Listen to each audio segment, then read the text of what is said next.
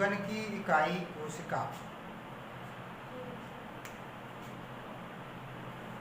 और कोशिका से मिलकर सेल और सेल से बनता है टिश्यू। जीवन की इकाई कोशिका, कोशिकाओं से मिलकर के बनता है टिश्यू ऊतक, और ऊतकों से मिलकर के बनता है अंग ऑर्गन, ऑर्गन से मिलकर के बनता है बॉडी। यानी कोशिकाओं के समूह को बना टिश्यू, और टिश्यू से बना ऑर्गन अंग, और अंग से बना शरीर। तो बहुत सारी कोशिकाएं, एक ही प्रकार की कोशिकाएं एक ही प्रकार के कार्य को अंजाम देती हैं, और एक ही प्रकार के कार्य करने वाली एक ही प्रकार की कोशिकाओं के समूह को ऊतक कहते हैं। ये ऊतक कई प्रकार के होते हैं और इनके अपने अलग अलग क्षेत्र में कार्य क्षेत्र में अलग अलग इनके कार्य होते हैं। इन ऊतकों को 4 भागों में बांटा गया है: epithelial tissue, connective tissue, muscular tissue और नर्वस टिश्यू। एपिथेलियल टिश्यू, जिसको आच्छादक ऊतक कहते हैं। आच्छादक का मतलब होता है ढकने वाला, कवर करने वाला। इनमें से 4 प्रकार के होते हैं: स्क्वेमस, कॉलमनर, सिलिएटेड और ग्लैंडुलर और क्यूबॉइडल। आप समझेंगे स्क्वेमस क्या होता है। इसकी बनावट एक तरीके से मान लीजिए जैसे फर्श में जड़े हुए पत्थर जो है ये बहुभुजाकार होते हैं, और इस तरीके से पत्थर जड़े इस तरीके से होता है, और त्वचा के ऊपरी भाग में ये पाए जाते हैं। और दूसरे होते हैं कॉलमनर। कॉलमनर का मतलब स्तंभ के आकार की कोशिकाओं से मिलकर के इनका निर्माण होता है। और एक होता है आपका सिलिएटेड। ये भी कॉलमनर होते हैं टिश्यू, ये कॉलमनर टिश्यू है, लेकिन इनके ऊपरी भाग पर जो है रोमा भी होते हैं, रोए टाइप में होते हैं, इसलिए इन्हें बोलते हैं रोमाभी टिश्यू। ग्लैंडुलर, ग्रंथिल ऊतक,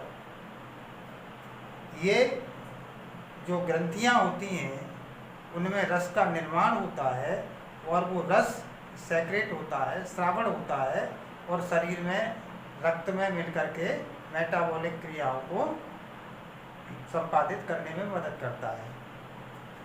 तो ये टिश्यू, ग्लैंडुलर टिश्यू ग्लैंड्स का निर्माण करते हैं। क्यूबॉइडल टिश्यू होते हैं, ये क्यूब के आकार के होते हैं। तो इस तरीके से ये थे एपिथेलियल टिश्यू, क्यूबॉइडल टिश्यू, ये सारे एपिथेलियल टिश्यू के अंतर्गत आ जाते हैं। ये तो इस तरीके से बाहरी भाग आवरण का काम कर रहे हैं, बाहरी भाग से आवरण का, अंदर के अस्तर का काम करते हैं। उसके बाद में दूसरा हो जाता है कनेक्टिव टिश्यू। कनेक्टिव टिश्यू ये विशेष प्रकार का ऊतक होता है, ये शरीर के सभी भागों में पाया जाता है। इसका कार्य क्या है? ये अनेकों कोशिकाओं को इकट्ठा करके ऊतक का निर्माण करके, और एक ही प्रकार के जो ऊतक होते हैं उन अनेकों ऊतकों को मिला करके ऑर्गन का निर्माण करना, और ऑर्गनों से फिर को बांध करके जो है एक शरीर का निर्माण जो होता है। तो इन सारे कार्यों में कनेक्टिव टिश्यू का बहुत बड़ा योगदान होता है। कनेक्टिव टिश्यू 4 प्रकार के हैं: सिंपल, स्केलेटन, आपका fibrous, liquid. Simple connective tissue, skeleton 2 प्रकार का होता है आपका, कार्टिलेज एंड बोन। कार्टिलेज जैसे टांगों की हड्डियाँ, श्रोण मेखला, अंश मेखला, नाक का अग्रिम हिस्सा, कान का पिन्ना, ये सारी अस्थियाँ आपकी कार्टिलेज होती हैं, और बोन्स बोन्स जो कार्टिलेज से कुछ ज़्यादा मजबूत होती हैं, शरीर के अन्य भागों में इनका मजबूत हड्डियाँ जो होती हैं वो अस्थियों में काम आती हैं। तो अस्थियाँ, बोन और कार्टिलेज ये मिलकर के जो है स्केलेटन का निर्माण करती हैं।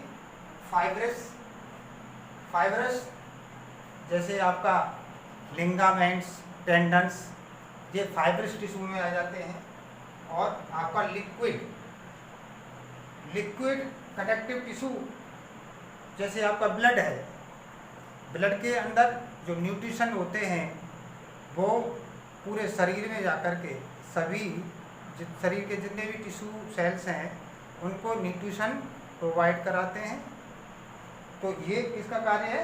आपके लिक्विड जो कनेक्टिव टिश्यू है ब्लड आपका, जो कि अन्य शरीर के टिश्यू सेल्स को जो है फूड प्रोवाइड, न्यूट्रिशन प्रोवाइड कराने का काम करता है। आपका ये मस्कुलर टिश्यू है। मस्कुलर टिश्यू आपका 3 होते हैं, stand, unstained and cardiac. Stand यानी रेखिक मांसपेशी, दूसरा होता है आपकी अरेखिक मांसपेशी, और तीसरी होती है आपकी कार्डियक। रेखिक का मतलब होता है ऐच्छिक मांसपेशी। जो मांसपेशियाँ हमारी इच्छा के अनुसार कार्य करती हैं उन्हें हम ऐच्छिक मांसपेशी। इन ऐच्छिक मांसपेशियों का निर्माण जो जिस टिश्यू से होता है उसे हम क्या कहते हैं? आपका स्टेन्ड यानी ऐच्छिक टिश्यू, यानी stained tissue, stained muscular tissue. ये है आपका अनस्टेन्ड एंड मस्कुलर टिश्यू, ये अरेखित होता है। ये यानी कि जो अनैच्छिक मांसपेशियां हैं, जैसे आपका फूड पाइप है, डाइजेस्टिव सिस्टम का है, या आपका जो है आप मान लीजिए जैसे कि आपका जो आपका जो एक्सक्रीटरी जो ऑर्गन्स हैं वो इसी के बने हुए होते हैं। पेट के अंदर के जो अंग हैं वो अपना कार्य करते हैं। तीसरा है आपका कार्डियक। कार्डियक जो हार्ट आपके लंग्स जो कार्डियक मसल से बने होते हैं। कार्डियक मसल्स जो है आपके हार्ट के जो दीवार होती है उसके अंदर पाई जाती है, तो ये अपने आप स्वतः ही कार्य करती हैं। और तीसरा आपका आ गया ये चौथा है नर्वस टिश्यू। तो जितना हमारा नर्वस सिस्टम है, नाड़ी तंत्र है, इसका निर्माण नर्वस टिश्यू से होता है। और इसकी खास बात ये होती है कि नर्वस टिश्यू का निर्माण गर्भ में से ही शुरू हो जाता है, और उसके बाद में ये टिश्यू या ये सेल्स अगर डैमेज होती हैं तो इनकी क्षति स्थायी होती है, इनका पुनर्निर्माण नहीं किया जा सकता, इसलिए इन्हें अच्छे तरीके से देखभाल करने की आवश्यकता होती है। उनका संवर्धन किया जा सकता है, इनको स्वस्थ रखा जा सकता है, लेकिन इनका पुनर्निर्माण नहीं किया जा सकता है। तो इसके नर्वस टिश्यू ये थोड़ा डिफरेंट है। ये जो है जन्म से ही जो है शरीर के अंदर जो नर्वस सिस्टम होता है जैसा होता है वैसा ही हमेशा रहता है।